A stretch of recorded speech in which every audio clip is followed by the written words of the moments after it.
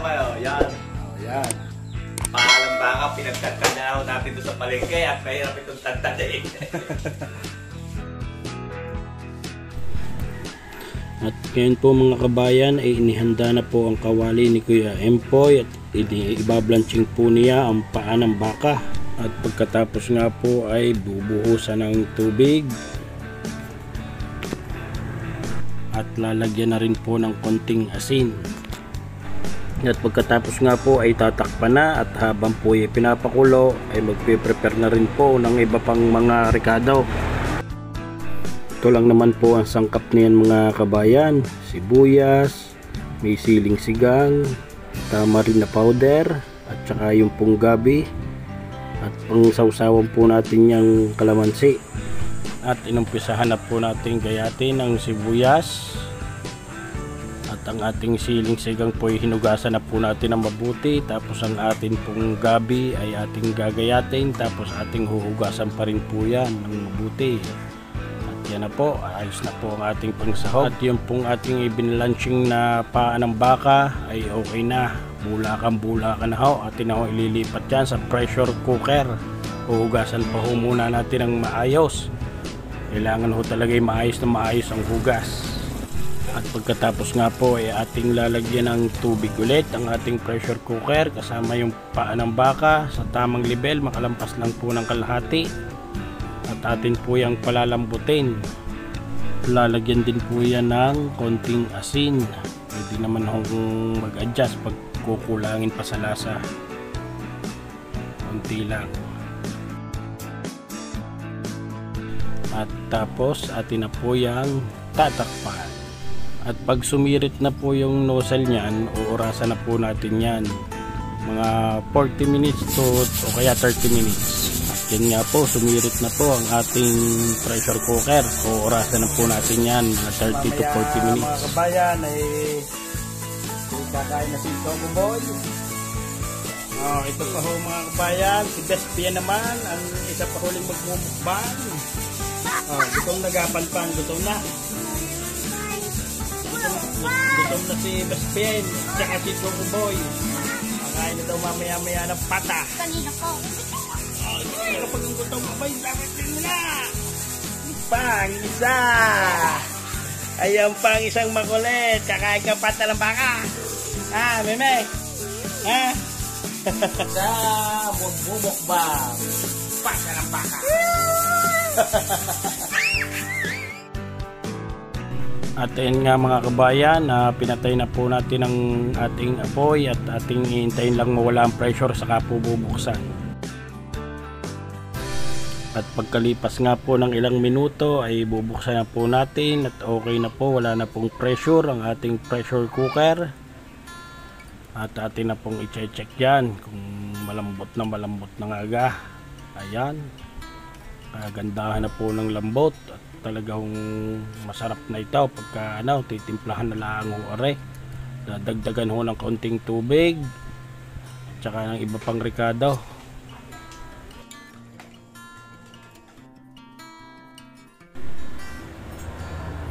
At ilalagay na rin po natin ang gabi. Ayan, pampalapot po yan. At ang ating sibuyas. Hintayin lang po natin yang lumambot ang gabi. At saka po ilalagay diyan ang siling sigang. At ilagyan na rin po natin ng tamarin powder. At pakukuluin po muna at palalambutin po yung ating gabi. At pag kumulo na ay saka po ilalagay ang siling sigang at baka po mapaanghang pag inilagay agad. Maluto ng ayos ang sili. Ay may mga bata pong kakain. At para lalong mas masarap ang kainan ay gumawa ho si Kuya Empoy ng sausawan. Sibuyas, may kalamansi. Ayan.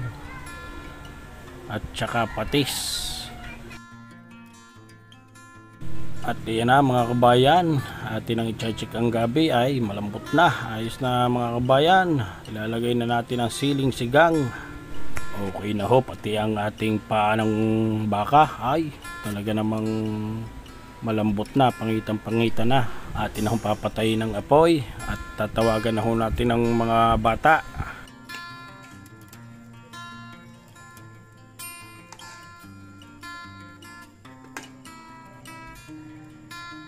Sinampalo ka pata ng baka, mga kabotsog. Para kay botsog.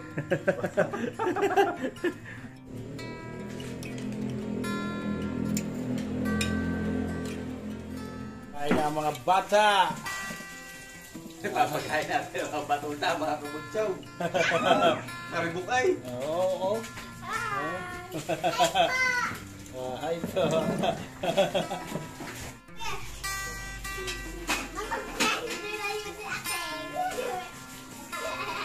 Maraming salamat po sa biyaya at pinagsabi sa amin sa araw na ito. Pagkasan niyo ang glory ng Diyos, pero nandito na mga nalang.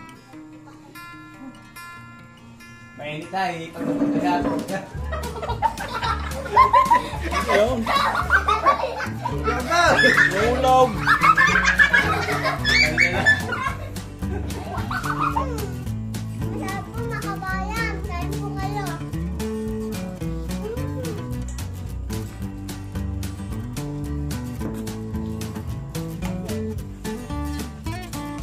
Baka.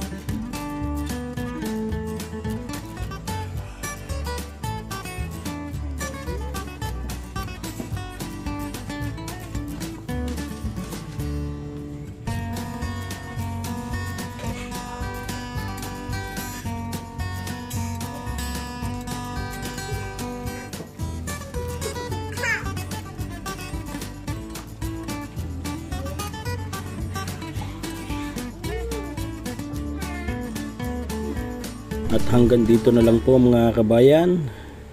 At maraming salamat po. At lagi po tayong mag-iingat. God bless po sa ating lahat.